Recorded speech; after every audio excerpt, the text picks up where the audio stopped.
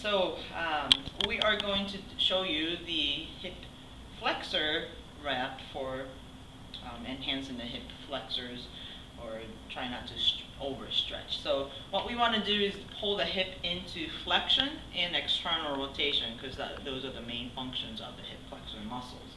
Right? So start out with having the affected leg. Let's do the right leg this time as well, by having them step forward just a little bit. Take a small step and put the lift on the heel.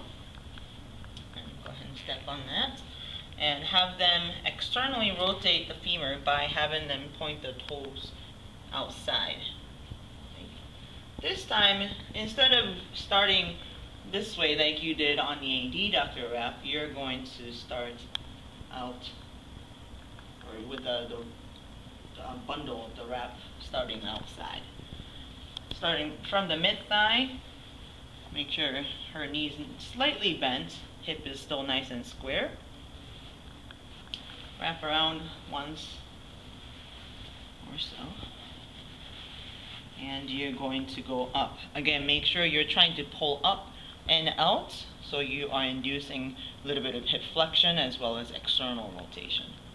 Going around the waist, make sure you're reaching above the iliac crest. Bring it down. When you bring down, try to loosen or keep the tension, but try not to go too tight. But on the way up, you want to bring it with good enough force. Bring it down and clear the ending on the thigh. So I'm going to doggy ear that, or you could use the white wrap to wrap around your thigh. And make sure you check for the integrity of that by having them perform a little bit of extension. So go ahead and lift the heel up. Okay. And go ahead and try to perform a little bit of extension and make sure that's catching on you, not the mirror. Good. And that's it.